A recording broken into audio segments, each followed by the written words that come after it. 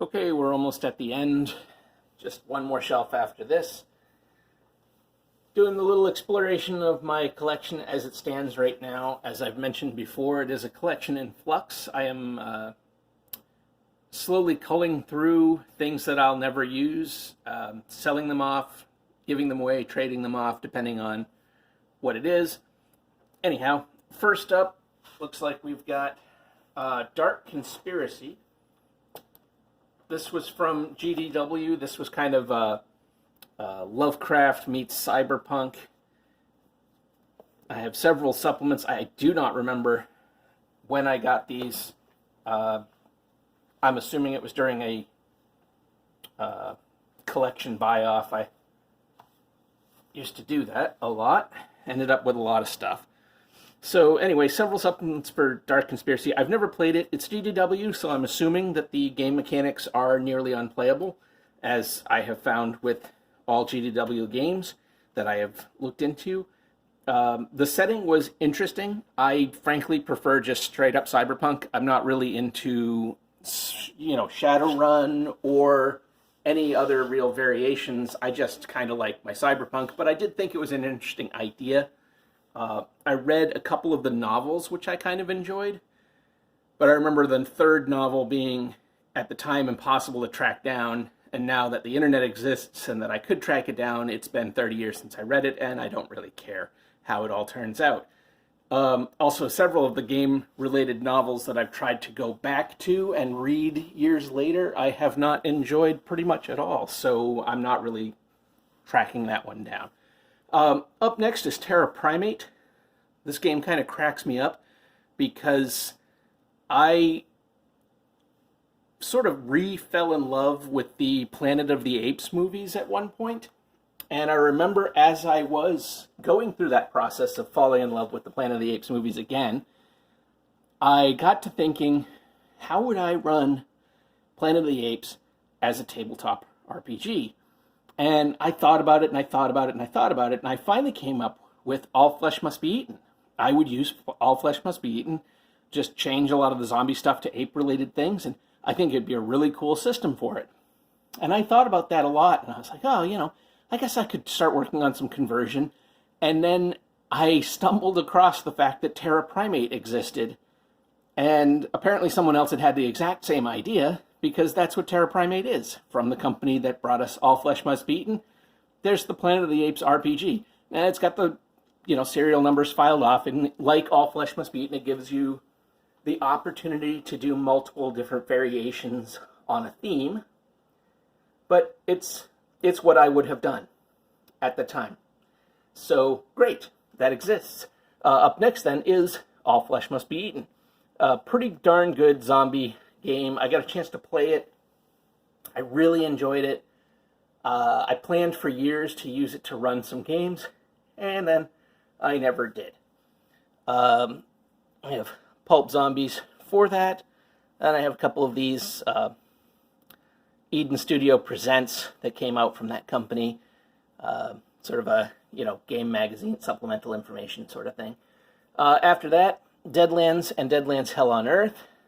This is the weird Western, and then the weird Western turns Gamma World-esque radioactive nightmare future.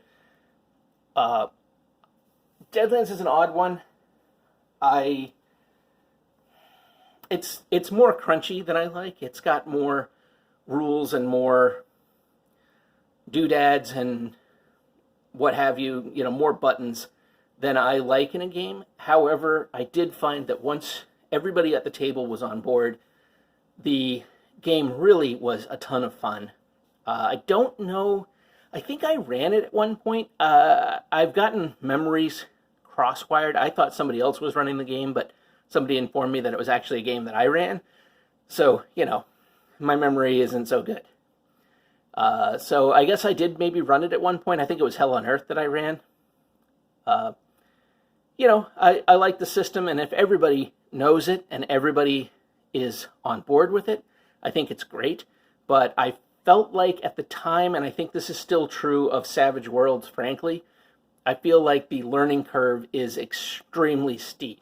I don't think it's a super intuitive system, And I think it takes some to get over the leap of mechanical strangeness to get to how it actually works. And once you do, I think it's great. And I do think it's worth it. But I'm not going to pretend that I think it's easy. And, after not having played it for 20 years, I don't know that I really feel like picking it up again. So, we'll see. Another weird one that I have, the Log of the Astroneph. This is sort of in that retro sci-fi, retro future thing like Space 1889 and Castle Falkenstein and such games. Honestly, haven't really read it. I remember picking this up. I think the company that put this out was also putting out Space 1889 at the time. And I picked this up in a collection of short stories, which I think I did read, but, I don't know. Smallville, don't know why I have it.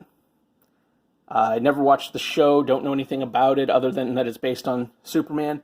I think I've heard that the system is actually pretty good, but I don't care about Superman, and I don't care about Smallville. I have no interest in the show or the game particularly, so yeah, there it sits. So probably not for a lot longer.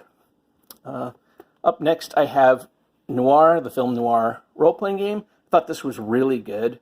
I like this a lot, reading through it. I really want to run it at some point.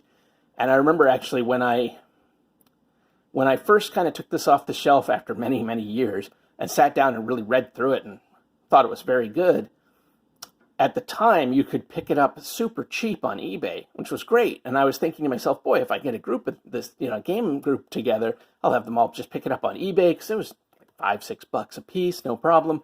And then when I went back and actually got thinking about trying that, I looked again, and they were going for ridiculous collector prices, so never mind. I have seen somewhere, I want to say maybe on Twitter, I'm not sure, that the writer of this, let's see, who's the writer of this?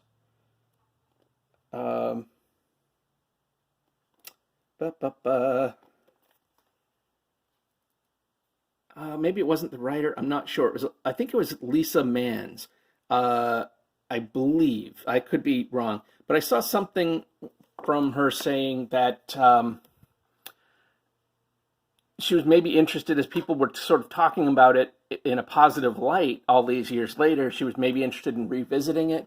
I believe I read something like that at some point, but I also then never saw any kind of follow-up, so I can't say if that's in the works or not.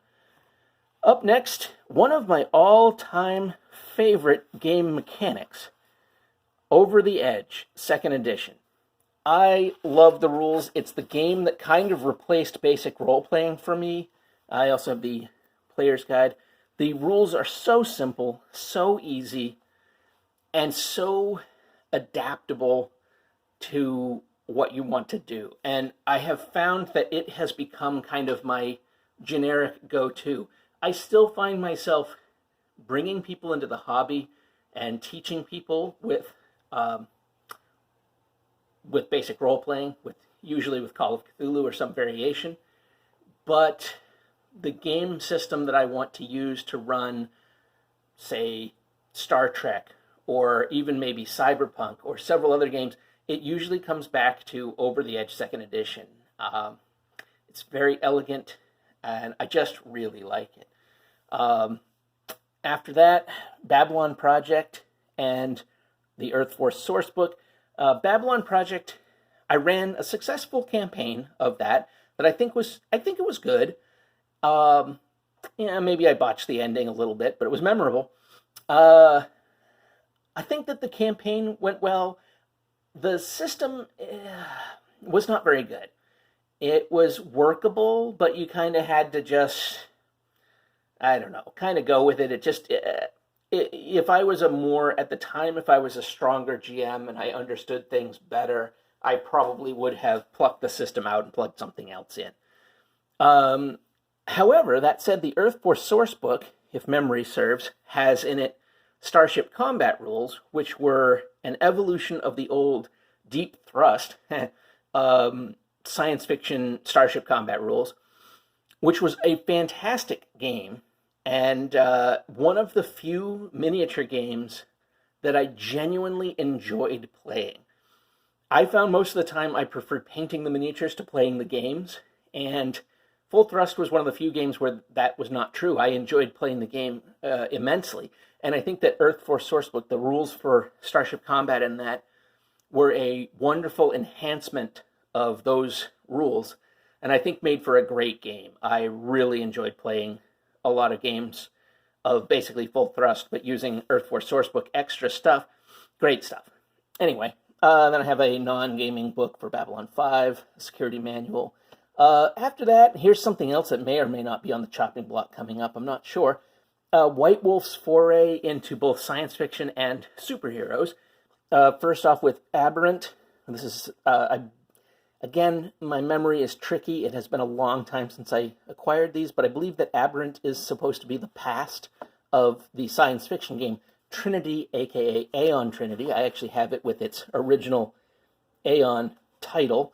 And I believe there was some kind of lawsuit or something. There were a lot of lawsuits in the 90s with gaming, and they had to change the name to Trinity. But I have a bunch of the Trinity supplements, Aberrant and a couple of Aberrant supplements. I never played it. I remember thinking that Aberrant seemed like it had some really cool ways to handle superheroes in a way that felt right to me at the time, but I've never really done any superhero gaming, and it's not something that has ever particularly appealed to me. So I bought it thinking at the time maybe I would try to branch out into it, and then never did. So why is it still on my shelf? That's a good question. Trinity makes more sense. I like science fiction. I like different kinds of science fiction. It's clearly got a lot of material on it, and I love reading lore and background for science fiction settings, and then pulling all kinds of stuff out to run in whatever game I happen to be running. But again, 20 plus years, those books have sat on my shelf and I've not read a single one of them. So why do I still own it? That's a good question. Maybe I will not soon. We'll see. Asylum, here's a really odd, I used to buy a lot of the strange off the, just really out of nowhere sci-fi games. Asylum was a pretty crazy thing where, if I remember right, you money is pills and the whole world is turned into a madhouse. I think the sun is gone and everybody's gone completely insane. I think at one time, I did draw on it for something I was doing in Fading Suns, but I think at one time I had thought about using it as an alternate world that Yog-Sothoth might push someone into or something in a Call of Cthulhu game, but then I never used it, so, Shattered Dreams, another indie weird horror game. Had a couple of supplements for it. The 90s, very edgelordy. That's my memory of it. I probably don't need that. The End. This was, if memory serves, a biblical apocalypse as seen through the eyes of secularists. So I thought that was pretty cool. I also at one time had Rapture, which was a biblical apocalypse seen through, I think they said Catholic, but it really felt much more evangelical Christian because it felt really, well, I'm not going to get into that. Anyway, I didn't like it, and I got rid of that. The End has more potential for me to actually want to do something with it at some point, but I haven't, and here it sits. Yep, and also it's weird because the cover, which is this very strange, kind of fantasy sword and sorcery looking thing, has nothing to do with the game, does not capture the tone of the game in any way whatsoever. It's very, why they put that on the cover it's very strange. That is not, Twilight 2000 is much more in keeping with it. It's just it's a supernatural apocalypse, not an atomic one. Okay. Up next, I have Unknown Armies and several supplements for it. Unknown Armies is apparently a game that has generated some level of controversy over the years. People refer to it as sort of edgelordy, and I guess I can see that. I had an absolutely amazing game session, one of the best game sessions ever, out of this one-shot. It was great. It was it was perfect. It was the right crew, it was the right game, it was the right game master, and it all came together beautifully. And like I said, one of the best game sessions I've ever had. And so I've always had a fondness in my heart for Unknown Armies, but that's also that I played in a couple of one-shots right around the same time from that book, one-shots, and it's the only time I ever played Unknown Armies. So, and at the time I felt like it was kind of an evolution of Call of Cthulhu. It felt more like the kind of thing coming out of Pagan Publishing, where it felt somehow like nastier and dirtier, which was maybe that 90s edgelord vibe to it. I don't know. But I don't know how much interest I've got in it now. My excitement for it has waned over the years, even though the one thing was seriously one of the best game nights I ever had in my life. Then I have Whispering Vault. Whispering Vault is a game that I have been fascinated by since I first bought it. When it very first time it hit the shelf at my brother's game store, I bought a copy, and I tried to get people interested, and they weren't. I tried to get into groups, and they never came together. And so I've never played Whispering Vault, even though I have thought it was just a really cool idea ever since it first came out. And again, my memory on all of this stuff is vague, but reading the game mechanics, they seem pretty good. But I feel like the 90s, there was a lot of rules light stuff coming out that was very cool. I have a couple of free RPG Day books for Overlight. This is a game that kind of came and went. Beautiful production values, beautiful art, and it felt like it was hitting at just the wrong time. It felt like the kind of game I would have played a bunch of in the 90s. There were a couple of GMs that I think would have run it. Again, the system looked pretty good, but now it just doesn't. I don't know. When it came out, it didn't seem to hit a note. I know they played it. They did a live play or whatever on one of the YouTube channels, but I think it only lasted like 4 episodes, and I don't know that it had much viewership. So anyway, it's too bad, because it does look like an interesting game, but there it sits. Oh, The Witcher easy mode. Yeah, it's another free RPG Day thing. I was kind of interested because The Witcher looked interesting. I never played the video games, nor have I read the novel. But, I like the maybe a little bit different fantasy, a little grimdarky, a little Eastern European versus Northwestern European.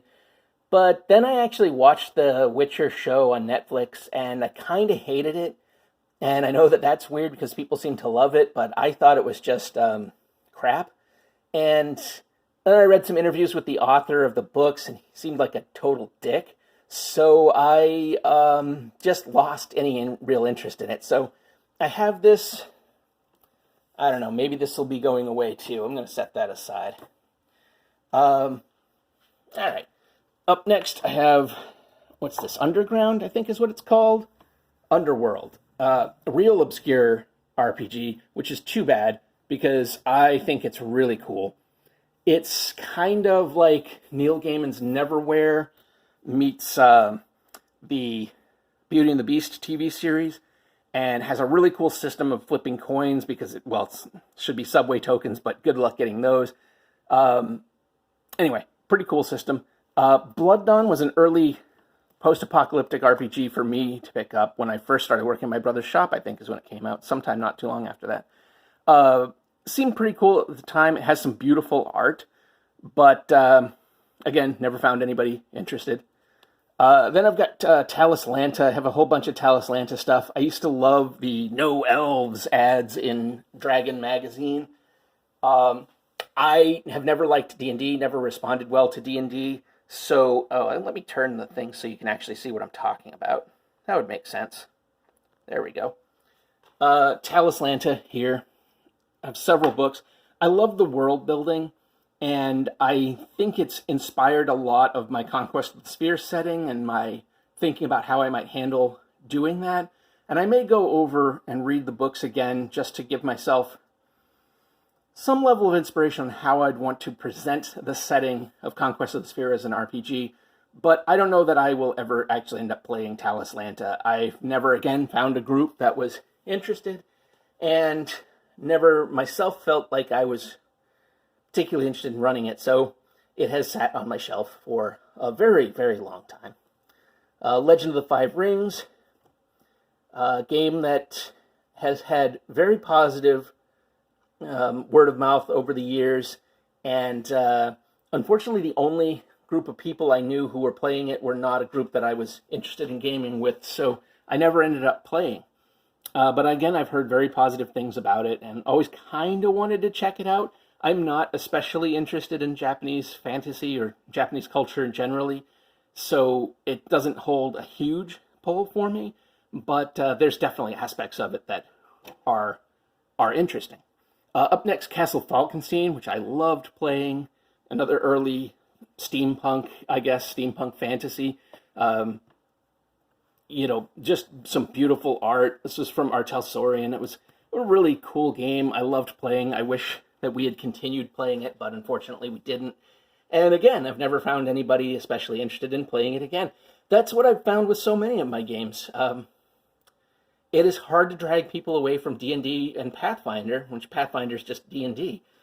It's really hard to break people of that. And I understand that a lot of people are going to play it as the most popular and stuff, but it's weird to me that people aren't willing to try other stuff. And that's always kind of been the case, although I do feel like in the 90s when D&D was at its lowest, just leading up to when Wizards of the Coast bought it, we barely had anybody playing D&D in our game store, and people tried all kinds of other games, and it was marvelous. And when I got back into the hobby a few years ago, it was kind of sad that it's really back to just 99.9% D&D, and dragging people to other games is so tough. But anyway, up next, Dungeon World. I keep going back and forth on getting rid of Dungeon World. I think that there's some great ideas in it, but I don't think I would be particularly interested in actually playing it. There's something about the system, Powered by the Apocalypse, that, like Fate, it always feels like a stealth, crunchy system. Like it presents itself as though it's going to be rules light, but when you get to reading it, it feels like there's a rule for everything. It's like, I need to use a move because I need to take a poop. It's kind of silly how everything feels like it has to have rules about it. So anyway, it just seems a little antithetical to how I want to run a game or play a game. Up next, Savage Worlds. I already mentioned that, talking about Deadlands. I am ambivalent. I would play, but I don't see Savage Worlds being a system that I would really want to run. It's, weird random thing. Uncle Ernie's Monsters of something, which I can't read because the script is so bad. This was for Battlelords of the 23rd Century, if I remember right. A game that I never picked up. Seemed to have a very small but very rabid fan base. One day maybe I'll take a look at it, but I doubt it. Alternity Tangents. This was another TSR attempt at doing games other than D&D, which nobody ever cared about. But it did have some cool stuff for doing alternate timelines, which is why I bought it, figuring I would use it as a resource for a time travel game. And I have a few times drawn on it for ideas for time travel games that I then was not able to get off the ground, but, it hasn't been totally useless. Then I've got, I got into White Wolf games when they first came out, and then never really got into actually playing them. I bought one of the first copies of Vampire to be sold in Maine, but then I never played it. And my high school girlfriend was really into it, but I really wasn't. But there were some variations, like Wraith the Great War, where it's, playing ghosts in World War I, that tempted me and made me want to read about it, but then I still never ended up playing it. So I still have a few of them, and Wraith the Great War is the one that I have here on my shelf. I think I have some of the other ones somewhere else. I may have given them away at this point. I'm not sure. But, never played it. I don't know if I ever will, so maybe it won't stay along for too long. Then I got Modern Age here, which my friend from Maine sent me. I have not read this yet. I know that he's a big fan of the Age system. I was able to play it at Washington in 2019. I played The Expanse, which uses the age system, and it was good. It's a level-based system. I don't like level-based systems as a rule, but it seemed fine. It seemed good. Anyway, at some point I'll read that, because I'm sure Robert's going to want to run that at some point. So, but I don't know when I'm going to get to it, so we'll see. Anyway, that's it for this shelf. Seems like there was actually a lot. This video went on for a lot longer than I intended. But hey, there it is. All right. Thanks for tuning in. I'll get to the last shelf at some point later.